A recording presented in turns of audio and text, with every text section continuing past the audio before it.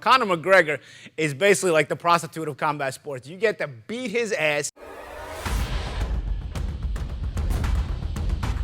Ladies and gentlemen, it is time for Boxing Scene's top stories only on ProBox TV, your boxing channel. I'm George DeMatteis. Download the ProBox TV app where apps are available to get the full experience of what we offer here on ProBox TV, your boxing channel. Well, Terence Crawford has plenty of boxers and other fighters that want to get in the ring with him and the octagon as well. Here's what he had to say about turning down a 2-fight deal against Conor McGregor. I heard that Turkey offered you a 2-fight deal to fight Conor McGregor, one in the ring and one in the octagon. Is that true? Is that true, bud? I said, Crawford, I guess on the phone, I said, Crawford, they're talking to me here about you and me. They're asking for a fight. It's going to be hundreds of millions on the line. What's up? And he goes, I don't want to take a kick, or I don't fancy taking a kick off Conor McGregor, he said. Is that true, bud? You gonna fight Conor McGregor, dude? I told Conor to himself. I said, hell no. Yeah. You know what I mean? Like, me and Conor, they called me. You know what I mean? They offered me to fight. And me and Conor got on the phone and we started politicking, you know, trying to figure something out. And I just told him, man, I'm not getting in no fucking octagon with you so you can be kicking me and elbowing me and shit. And so he get to laughing and shit. He like, man, I respect that. Yeah. He was like, man, because you respect my sport just like I respect your sport, and you understand that if you get in the octagon with me, you're gonna be at a disadvantage. Yes. Just like if I get in the boxing ring with you, I'm gonna be at a disadvantage. Yeah. He was like, but we'll make a shit ton of money. I said, yeah, sometimes it ain't about the money. Yeah. You know what I mean? I can make money, Yeah. but you ain't about to be kicking me, dude. Yeah. Them kicks and elbows, man, that shit ain't no joke. The words of Terence Crawford turning down that 2-fight deal to fight Conor McGregor there. Apparently the first fight would have been in the octagon and then the second one in the ring. All right, let's bring in our world champions here, Chris Algieri and Paulie Malignaggi, to talk about this here on Top Stories. All right, Paulie, what do you make of Terence Crawford and what he had to say there about that deal? Although it would have been a lot of money if had that 2-fight deal gone off. You know, a good prostitute makes a lot of money too, but it doesn't mean she's doing a good service to herself. You know, Conor McGregor is basically like the prostitute of combat sports. You get to beat his ass anytime you want, and if there's enough money, he'll let you beat his ass. You know, I mean, pause. What am I going to tell you? You know what I mean? Like, he's into it. I don't know if he's actually, you know, all the money Conor's made.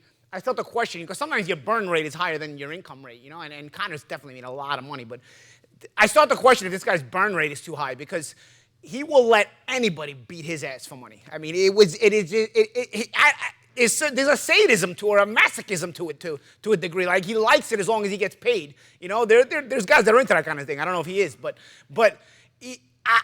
that's sort of where it goes here. You know, with Floyd Mayweather, it was a retired fighter. It wasn't a world champion. It was a guy who'd formerly been #1 pound for pound, and it was a guy who, you know, came back and, you know, for a lot of money, wasn't boxing, and said, you know, let me beat this guy's ass for a few $100 million, and he did. Mayweather did that, you know. Well, in Crawford's case, you're dealing with the #1 pound for pound fighter in the world. It's a little bit different. He's active. He's the best fighter in the world. And Crawford, for all intents and purposes, is much meaner than Mayweather was when he was boxing. You know what I mean? Mayweather had a killer instinct. He was the best. But Crawford's killer instinct will really hurt you. And like I said, Crawford's been active as far as active fighters are concerned. He's #1 on the pound-for-pound list right now.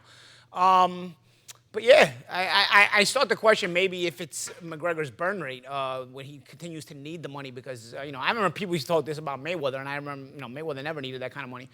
But I think I'm starting to wonder if maybe McGregor's burn rate is to that point, because he'll let everybody beat it. We can, hey man, we can do a charity fight where I'll do a boxing match with McGregor, and we can do it to his charity, you know, the McGregor charity, because maybe he needs the money. Because I'm at the point where there's no other reason why he would be doing this. Not to mention, he's talking about that he told Terence, oh, you respect my sport, I respect your sport, or yada, yada, yada. He don't respect his own sport, because he made himself the punching bag for everybody, and it makes his own sport look bad. I mean, if you're a MMA fighter or a UFC fighter, you look at this guy that's been a punching bag for everybody for years, aren't you embarrassed? What did Maniscalco say? Aren't you embarrassed, dude?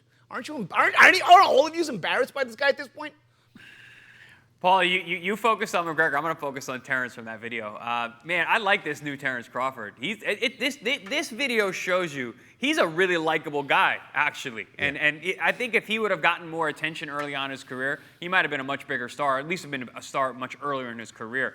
But man, just the way the genuineness to what he was saying, man, I'm not letting you kick me and elbow me in my head. I'm not getting kicked, dude. Those things hurt. I appreciate him understanding that kicks are different, because a lot of times fighters, especially boxers, will be, man, I'll deal with a kick. I'll punch right through that. That doesn't mean nothing. Listen, Terence has obviously been kicked. He's been in a kickboxing gym before, or he's been around kickers.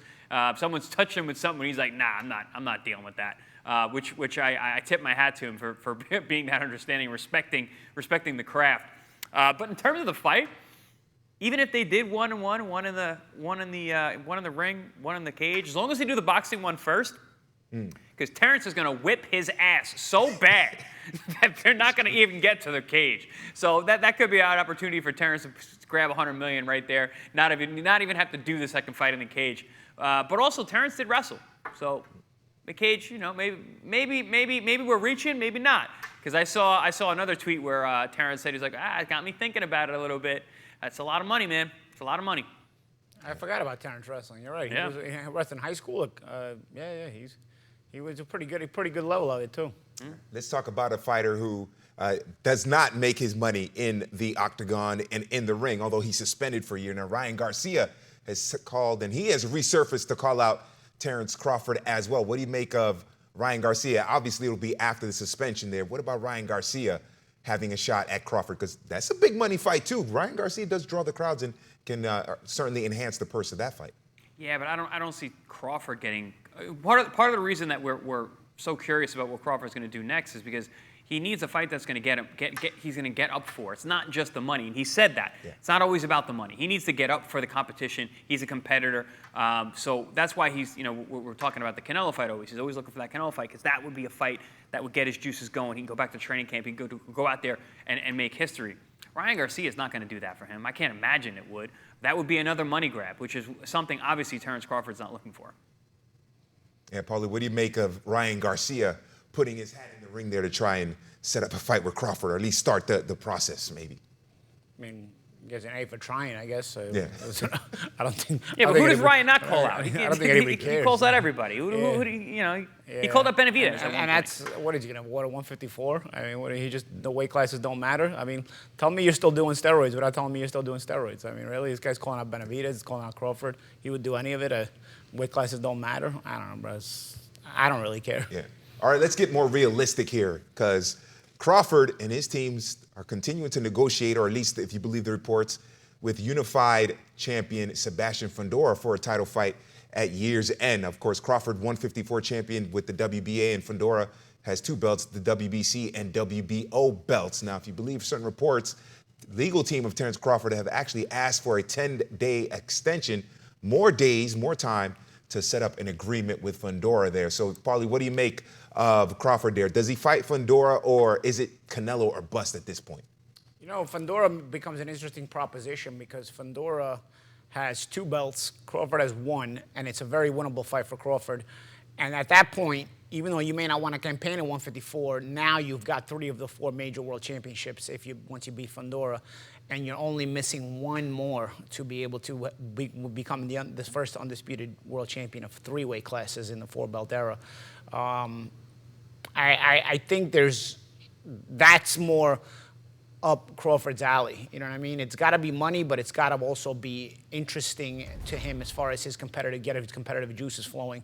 Beating Conor McGregor's ass in the ring, and then a challenge in the cage, it's good money, but I don't know that it enhances the storyline in any way. It's more of a clown show. But Crawford with a chance to become the undisputed world champion at yet another weight class, and now you see the road kind of built for it where it could happen, where you can start to see it. Oh, wow, okay, if I get Fundora, I get 2 of the belts, then I just got to get one more. And the one more is who? The winner of the Zoo fight. So all of a sudden, it starts to look more realistic than it did before. And that also has a big reward as far as legacy is concerned. Yeah, Chris, what do you make of Terence Crawford Fundora, and is that the next fight, or is that Canelo or bust? I mean, it's really Crawford's in the driver's seat, and I've always said it's Canelo or bust. But Champ, you brought up some good points about, essentially Bud is going to be able to fast track to another unification matchup. So if he's got one belt now, he fights Fundora. Fundora's got 2 belts. That's 3 out of the 4. And then assuming that Tim Tszyu wins his next fight, then you got a Bud Tszyu matchup for all unification, 3rd unification fight. So 3rd unification for Crawford in his career. I mean, you can do that in 2 fights. That's a fast track. That's a fast track, and Bud deserves it. So that might be something that would get him motivated to go back in the training camp and go do what he needs to do. If he had to go around and collect all these belts from a bunch of young, hungry fighters, that's a different story. But the way this is panning out, where you got Fundora, which is no easy task, even for Bud, and then you're looking at a Tszyu mega fight. Ooh.